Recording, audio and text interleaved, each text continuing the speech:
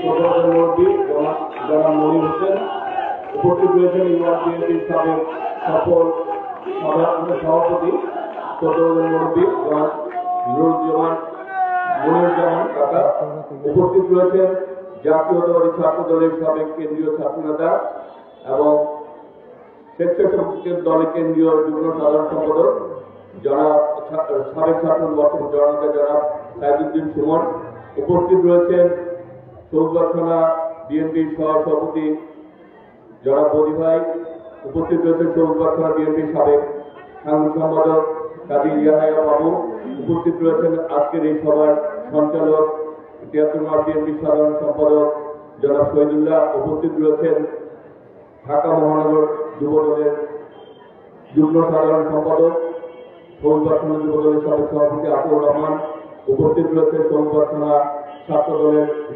সাধারণ সম্পাদক সদস্য সচিব ইমরান, উপস্থিত রয়েছে শ্রমিক দলের সাধারণ সভাপতি স্বাধীন সহ যারা এখানে বিভিন্ন ওয়ার্ড বিএনপির নেতৃবৃন্দ উপস্থিত রয়েছেন এবং যারা আমার মা বোনেরা উপস্থিত রয়েছেন এবং যারা শুনছেন, সবাইকে বাংলাদেশ জাতীয়তাবাদী দলের পক্ষ থেকে, ব্যক্তিগত পক্ষ থেকে এবং আমার প্রিয় নেত্রী বেগম খালেদা জিয়া, তারেক রহমান, মির্জা ফখরুল আফরোজের পক্ষ থেকে জানাচ্ছি সালাম এবং শুভেচ্ছা। আসসালামু আলাইকুম। যারা শুনছেন, সম্মানিত অতিথিবৃন্দ, সম্মানিত এলাকাবাসী, আজকে এখানে আমরা মূলত উপস্থিত হচ্ছি আমরা কম্বল বিতরণের জন্য।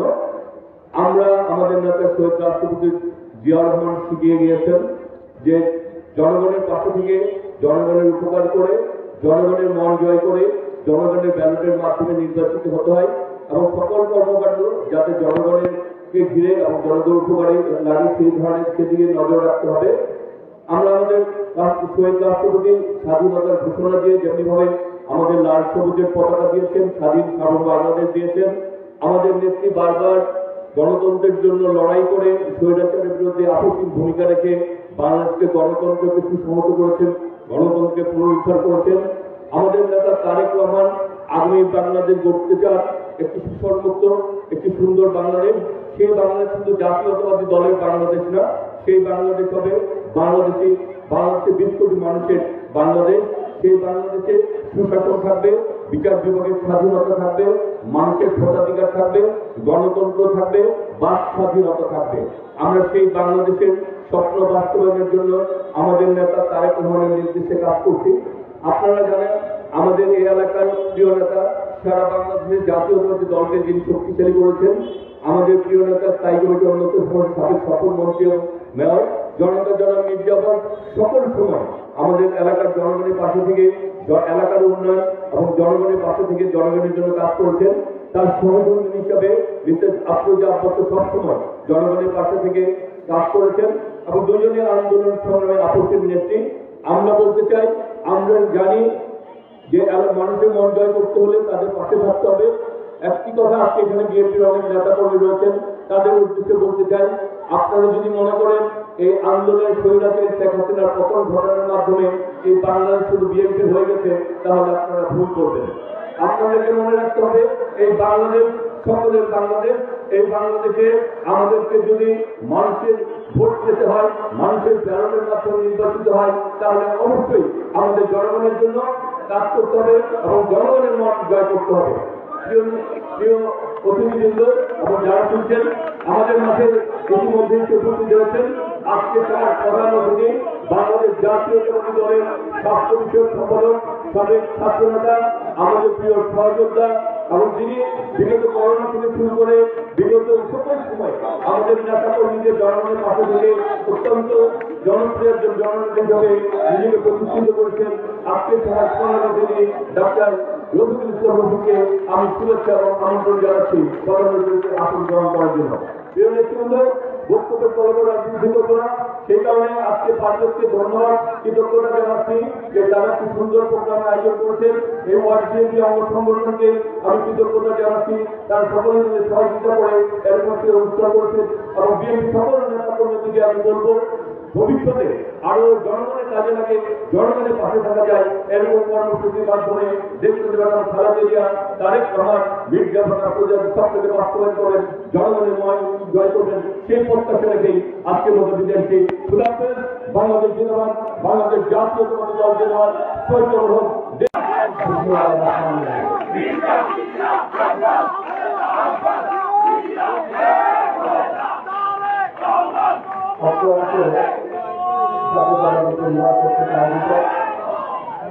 শীতার্থদের মাঝে শীতবস্ত্র বিতরণ অনুষ্ঠানে সম্মানিত সভাপতি এই অঞ্চলের নেতা যারা সোহেল আহমেদ মাসুদ, অনুষ্ঠানের বিশেষ অতিথি অত্যন্ত পরিশ্রমী নেতা ছাত্রদলের সাবেক সভাপতি এবং বিএনপির নির্বাহী মন্ত্রী অত্যন্ত গুরুত্বপূর্ণ সদস্য